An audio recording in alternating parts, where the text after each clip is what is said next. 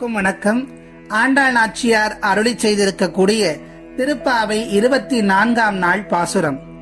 நேற்றைய பாசுரத்திலே ஆண்டாள் நாச்சியார் கண்ணனை ஒரு சிங்கம் போல் எழுந்து வந்து சிம்மாசனத்திலே அமர்ந்து தங்களுடைய காரியம் என்ன என்று ஆராய்ந்து அறிந்து அருள வேண்டும் என்று கேட்டார். அதுபோலவே கண்ணனும் வந்து சிங்காசனத்தில் அமர்ந்து கொண்டான். இப்போது அவனை புகழ்ந்து அவனுடைய லீலைகளை பற்றி ஒவ்வொன்றாக எடுத்து சொல்லி பாடுகின்றாள் ஆண்டாள் நாச்சியார். அரசனிடம் பரிசு பெற செல்லும் புலவர்கள் அரசனுடைய புகழை பாடுவதில்லையா? அதுபோல் ஆண்டாள் நாச்சியாரும் கண்ணனுடைய புகழை இந்த பாசுரத்தில் பாடுகின்றாள். இந்த பாசுரத்திற்கு போற்றி பாசுரம் என்று பெயர்.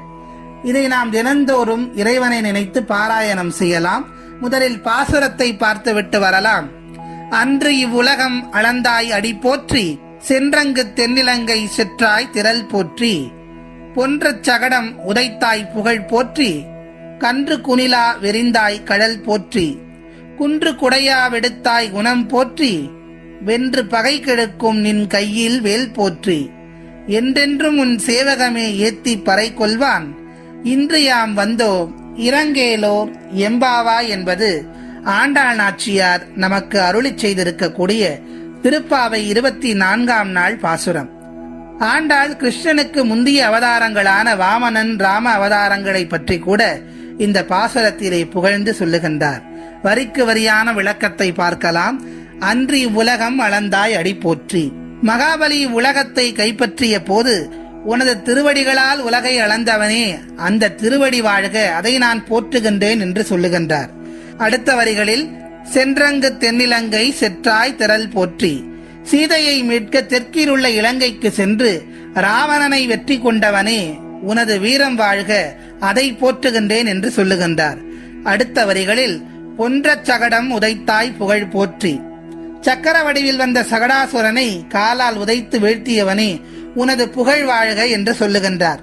சகடாசுரனுடைய வரலாற்றை ஏற்கனவே நாம் முந்தைய பாசுரத்தில் முழுவதுமாக பார்த்திருக்கிறோம்.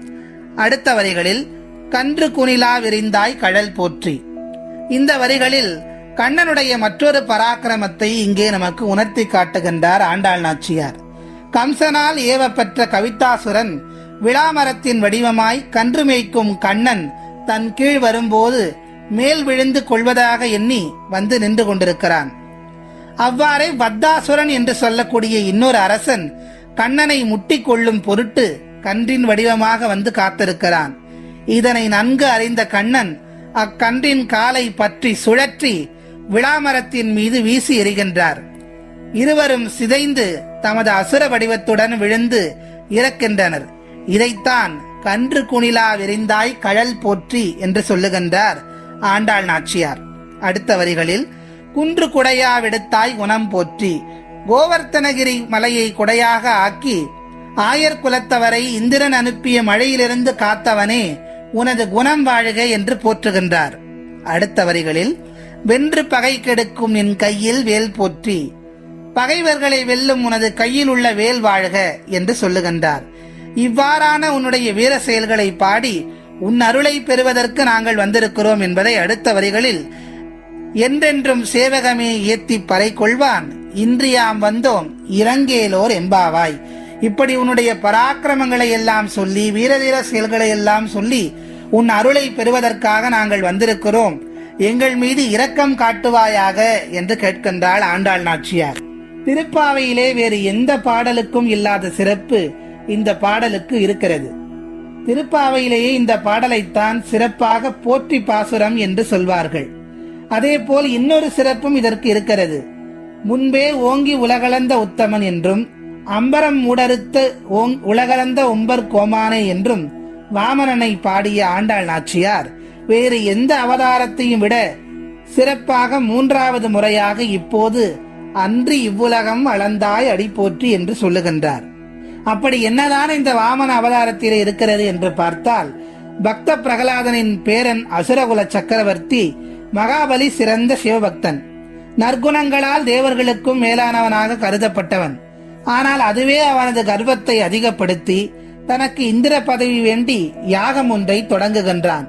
மகாபலியிடமிருந்து தேவர்களை ரட்சிக்க வேண்டி நாராயணன் வாமனனாக உருவெடுத்து மகாபலியின் யாகசாலைக்கு சென்று யாசகம் கேட்கின்றார்.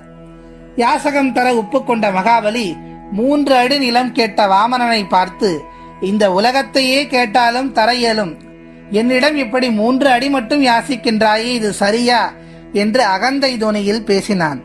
ஆனால் மாதவனோ புன்னகை மாறாமல் நின்றார். இது கண்டு வியப்புற்ற மகாபலி வாமனனிடம், நீ கேட்டபடியே 3 அடி நிலத்தை எடுத்துக்கொள் என்று சொல்ல, அதன் பின் என்ன நடந்தது என்பதை நாம் அறிவோம். ஓங்கி உலகளந்த பெருமாளாக எம்பெருமான் இந்த பூலோகத்தையும் வானுலகத்தையும் அளந்து 3வது அடியை அவனுடைய தலையிலே வீழ்த்தி அவனுக்கு மோட்சத்தை கொடுத்தார் என்று நாம் அறிவோம். உருவு கண்டு எல்லாமை வேண்டும் என்கிறது வள்ளுவம். இறைவனின் திருவடி மகிமையை அடியார்கள் போற்றி புகழ்வதை நாம் அறிவோம். காரணம், அது இந்த பிரபஞ்சத்தையே அளக்க வல்லது. அத்தகைய திருவடி சம்பந்தம் விசேஷமானது. திருவடியோடு சம்பந்தம் கொள்கிற உயிரற்ற வஸ்துகளுக்கு கூட உருவு கண்டு எல்லாதே என்பது மட்டுமல்ல, மனிதனோ மகேசனோ யாரானாலும் தன்னலம் பாராது பிறர் நலம் பேணும் போது மட்டுமே அவருக்கு உத்தமன் என்ற பெயரை பெற முடியும் என்பதே வாமன அவதாரம் நமக்கு சொல்லும் பாடம். அதனால் வாமனனை உத்தமன் என்றும் கோமான் என்றும் முன்னர் அழைத்த ஆண்டாள் நாச்சியார் இன்று அவ்வுலகம் அளந்தாய் அடி போற்றி என்று மீண்டும் அவனது பாதம் பணிந்து, உனக்கு எப்போதும் சேவை செய்யவே நாங்கள் வந்திருக்கிறோம், எங்களுக்கு பறையாகிய மோட்சத்தை அருள்வாயாக என்று வேண்டுகின்றாள். நாமும் அந்த வாமனனுடைய தாளினை பணிந்து அவனை போற்றி புகழ்ந்து இந்த பாசுரத்தை பாராயணம் செய்து அவன் அருளை பெறுவோம் என்று சொல்லி மீண்டும் நாளைய பாசுரத்தில் உங்கள் அனைவரையும் சந்திக்கின்றேன். நன்றி, வணக்கம்.